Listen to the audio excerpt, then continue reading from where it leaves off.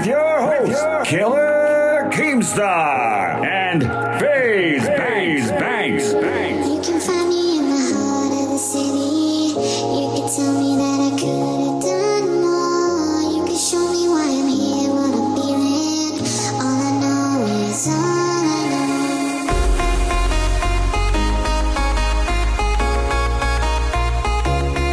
Ladies and gentlemen, we are back here at Mom's Basement.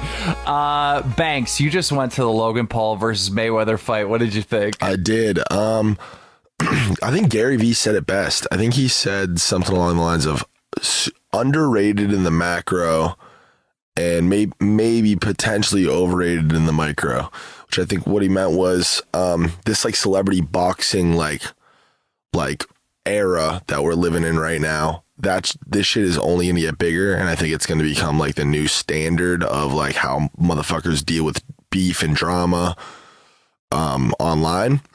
But I mean, you see it all the time. You see the tweets and the comments and stuff from fucking people who know nothing about the sport, acting like they fucking know everything about it. And at the end of the day, this was a celebrity exhibition, and they, you know what I mean, fought.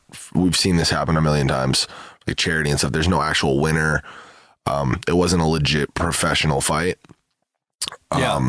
So naturally, I mean, you have Floyd Mayweather versus Logan Paul. Floyd Mayweather being one of the greatest boxers of all time, and Logan Paul being a fairly inexperienced YouTuber.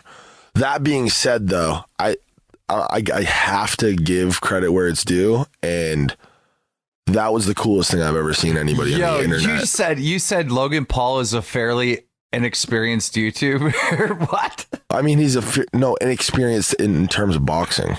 Oh, boxing. Okay. Yeah, and in the sport. I mean, relative to fucking Floyd Mayweather, you know what I mean? He's pretty inexperienced. But like I said, I got to give credit where it's due. That is the coolest thing by far I've ever seen somebody from the internet pull off, to be honest with you. Well, it's weird how like it doesn't matter really what industry moving forward that you're in. You know, as far as like entertainment with sports and stuff, clout like trumps all.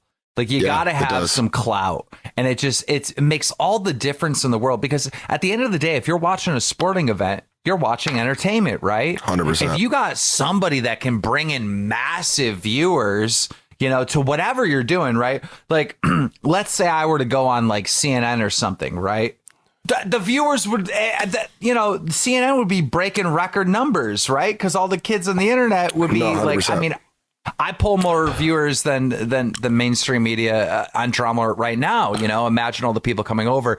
And it's weird that we're moving into this space, Banks, where influencers and people that are online entertainers are going to be able to go into these different, you know, waves, these different markets, and just dominate. Man, listen. Like, it's not even a matter of it's when are YouTubers and you know what I mean, influencers in general going to be considered like the new celebrity and the biggest celebrities on the planet. Like, it's just a matter of fact at this point.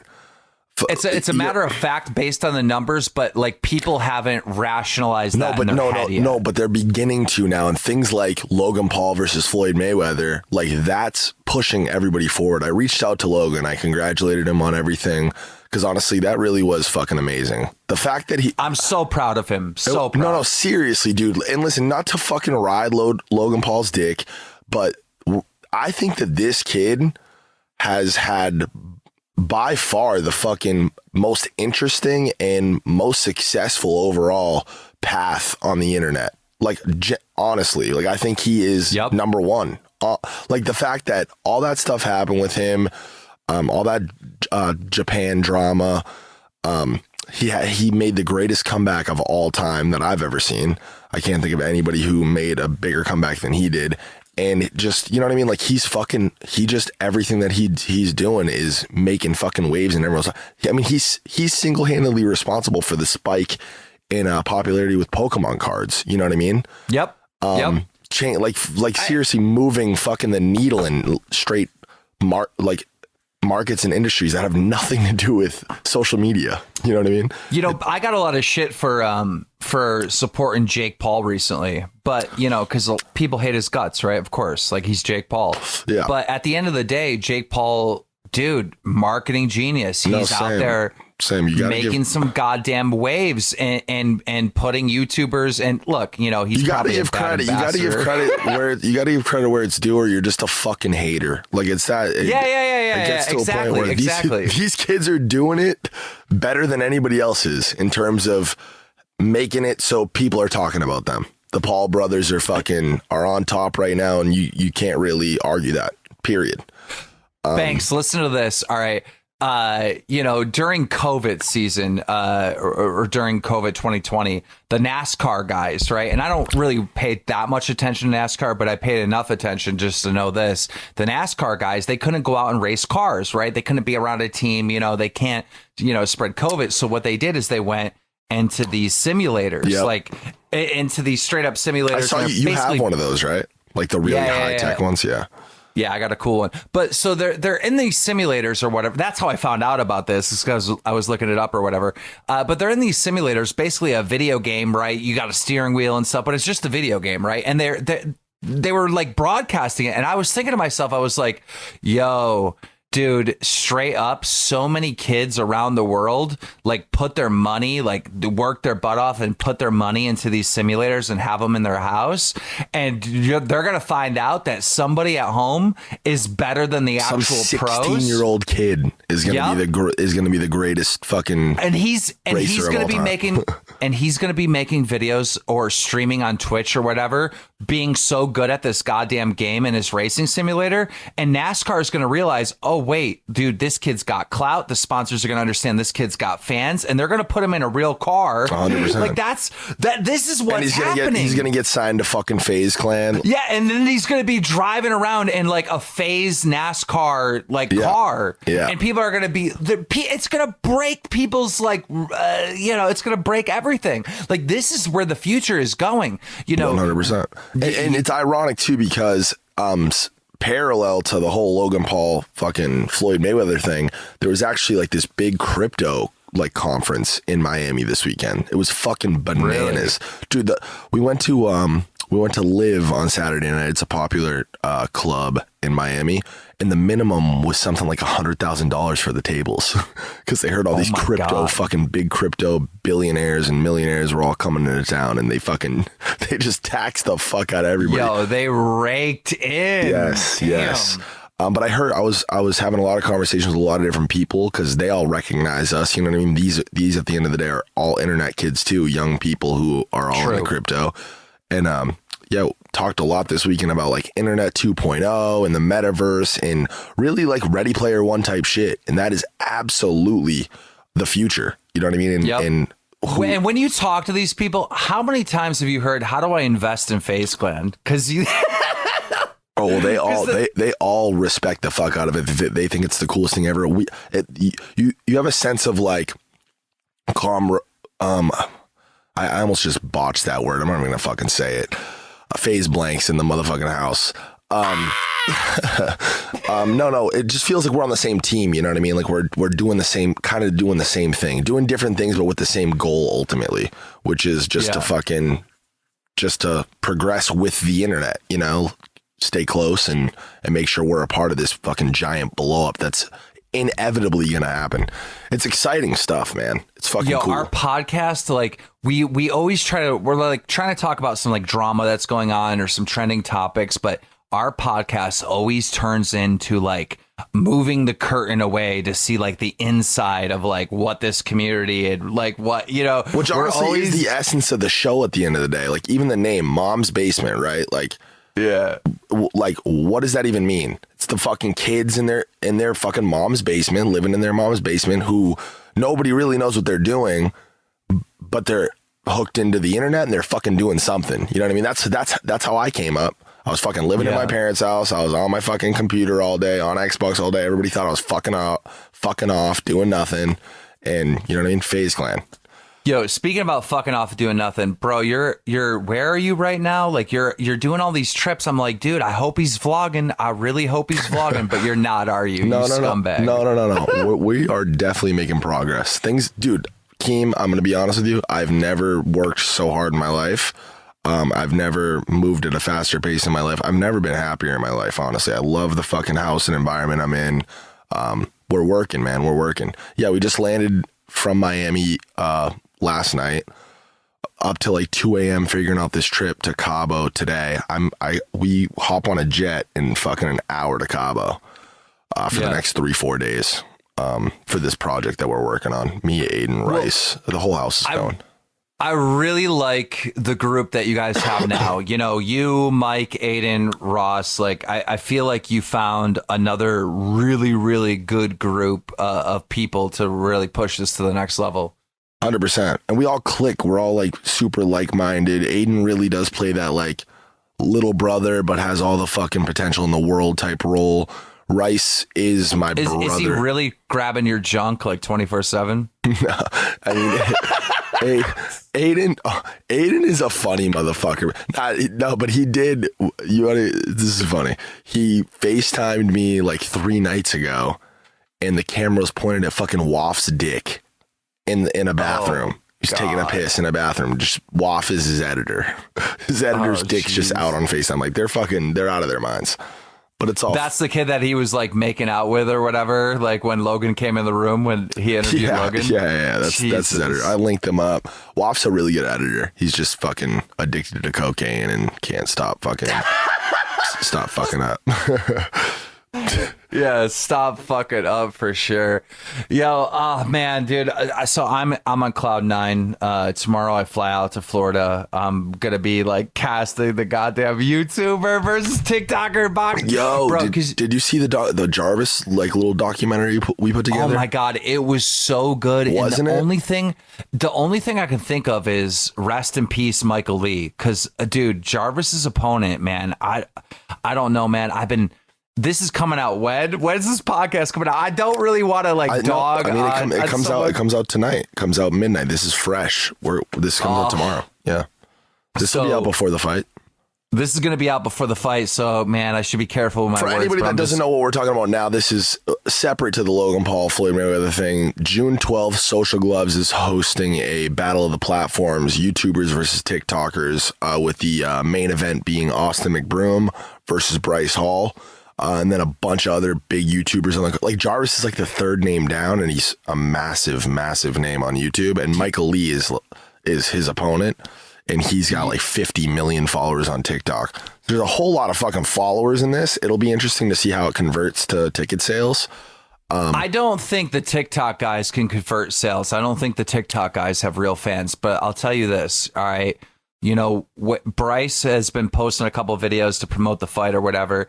He's pulling close to 1 million, maybe like 700K, whatever. I think Austin's gets about 2 mil, but Jarvis has been posting on his social medias promoting the fight, and he's getting 2 mil, right? Yeah. Like Jarvis looks good, man. Listen, anybody interested in this, you really should go watch that documentary. We uploaded it to FaZe Clan. It's like a 30-minute piece. They came and interviewed me. I'm in the video.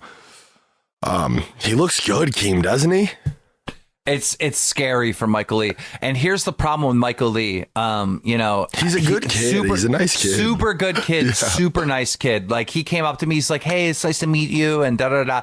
And like, so I have to do like a lot of research on every single fighter, right? Because like, obviously I'm not an actual boxing commentator, right? I'm not going to be, we hit him with a left hook. Oh, uppercut coming in. Like, yeah. I'm not going to be that guy.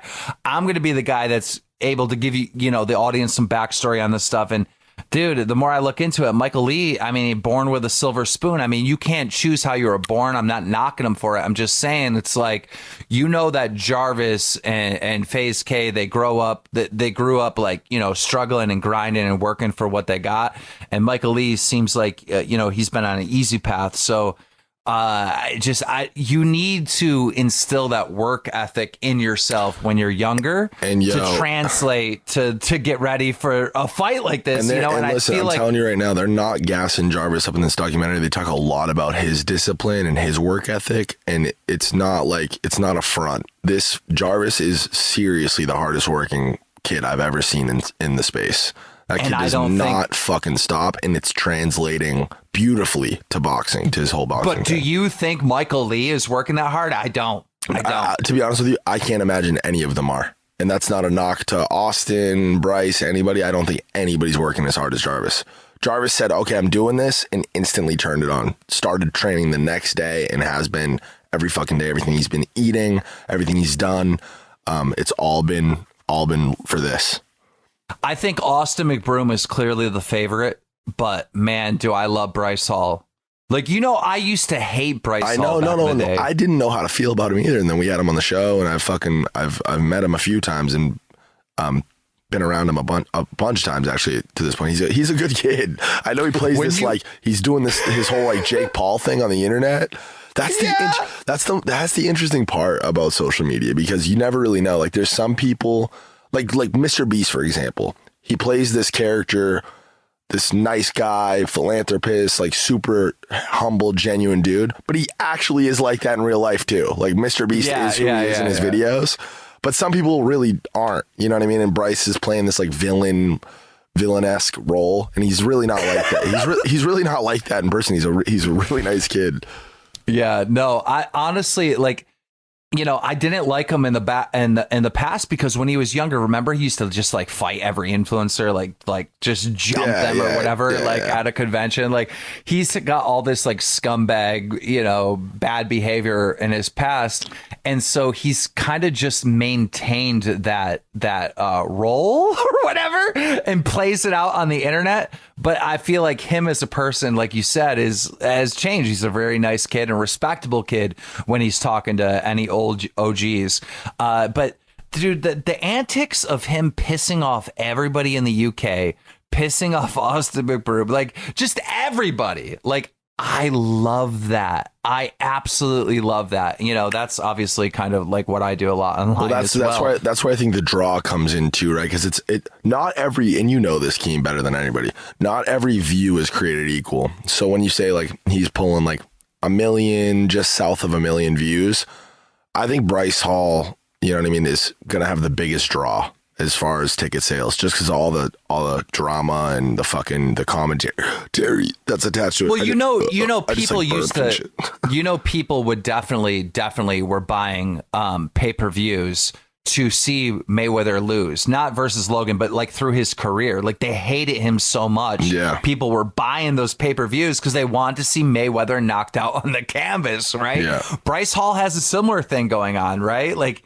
dude, like, he has pissed off so many people that he is going to sell pay-per-views for not just his fans, but people that hate his guts and want to see Austin knock him out. Like, he's doing really good marketing stuff, and I got to tip my hat to him.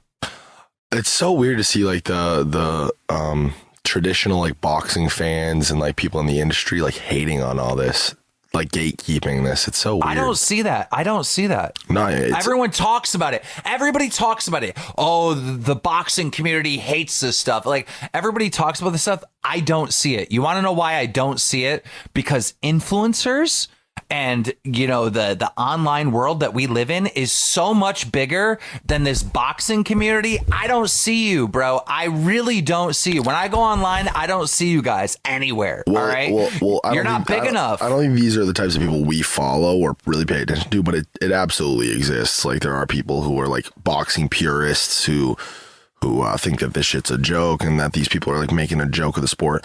But I think Lee, actually, in that documentary, Lee Trink, CEO of FaZe Clan, I think he said it perfect. I don't want to botch it, but he said something. He said, what I would say to the boxing purists is, would you rather have everybody talking about boxing or nobody talking about boxing? Yep. You know what I mean? That's like that's the best way you could say it.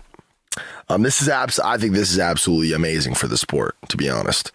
Yo, by the way, Lee Trink, send me more black FaZe Clan hats. I need them quick, ASAP. If you don't think, we'll send you a box of those. You always rock it. We'll literally say, I'll make sure you get like fucking 10 of those things.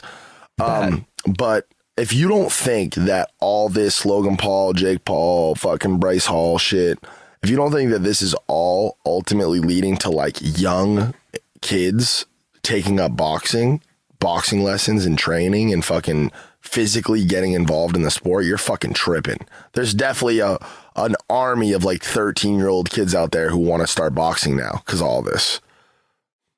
Oh, yo, Austin's texting me right now. I want to see if I can do a quick interview. Yeah, call him.